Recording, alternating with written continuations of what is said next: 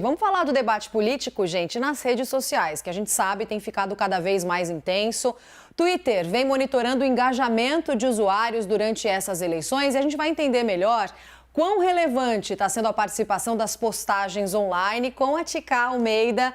Ela é head de comunicação do Twitter no Brasil, está aqui com a gente hoje ao vivo. Obrigada pela sua presença, bem-vinda. Obrigada a você, Roberto. Boa tarde. Boa tarde para todo mundo que está assistindo a gente também.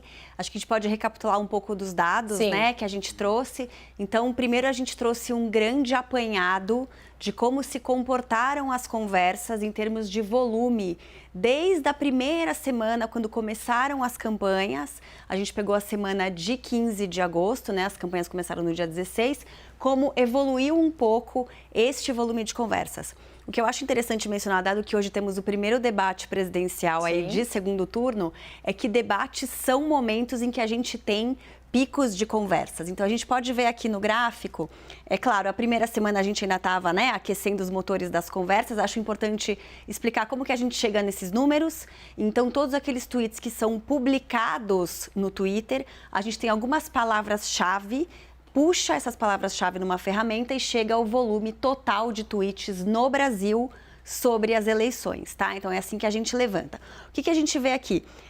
A primeira semana que a gente tem um pico, né? Porque a média tem sido mais ou menos de 5 milhões, na casa dos 5 milhões de tweets por semana, é quando a gente tem a presença dos candidatos em programas ao vivo na TV e o primeiro debate, que é essa semana de 22 de agosto, que terminou, né, com um debate no domingo. Um pouco mais de 8 milhões. Exatamente. Aí a gente tem quase 8 milhões, né, 7 milhões e 700 mil, justamente na semana do segundo debate, que a gente teve até a CNN participando do pool de veículos, e, claro, um grande pico na última semana, porque a gente inclui ali o fim de semana da votação. Então, para a gente ter uma ideia, só no fim de semana foram 20 milhões desses 34 milhões de tweets.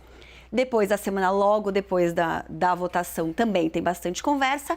E agora a gente volta para o patamar aí da casa de 5 milhões. O que é importante mencionar? Para a gente trazer esses dados hoje atualizados, a gente pegou a última semana de segunda a sexta.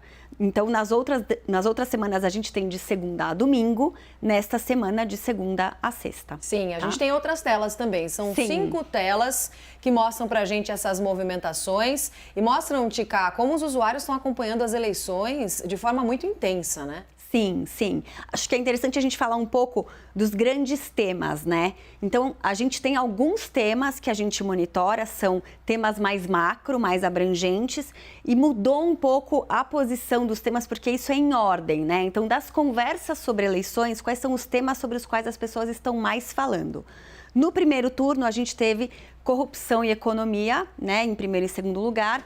E no segundo turno, até sexta-feira, a gente tem educação e direitos humanos. O que a gente viu que puxou educação e também direitos humanos?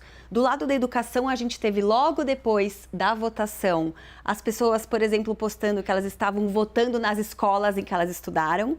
Muitos estudantes comemorando que eles estavam votando pela primeira vez, mas também discussões sobre as perspectivas das pessoas em relação ao investimento na educação, mais especificamente em ensino superior. A gente viu esse debate muito quente. Em direitos humanos, entram temas como, por exemplo, cotas raciais, identidade de gênero, aborto, crenças e valores pessoais, são discutidos quando a gente fala de conversas de direitos humanos. Então, acho que o grande destaque foram esses dois temas entrarem agora para a pauta nesse segundo turno. Sim. A gente tem um detalhamento semana a semana, acho que é a próxima tela, que eu acho que seria interessante a gente mostrar um pouco também como é que isso foi evoluindo. Exatamente. Então, a gente tem aqui alguns dos grandes temas, não são só esses que a gente monitora, mas são os principais. O que daria para a gente destacar aqui? A economia, que é esse azul mais claro, estava muito em debate na primeira semana.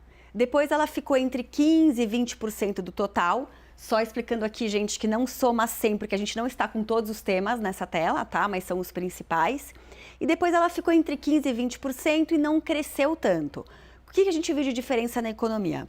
No primeiro turno, ela foi bastante forte, com discussões sobre inflação, fome, entrava em economia também, preço principalmente dos combustíveis e dos alimentos, também muita discussão sobre auxílio emergencial e Bolsa Família.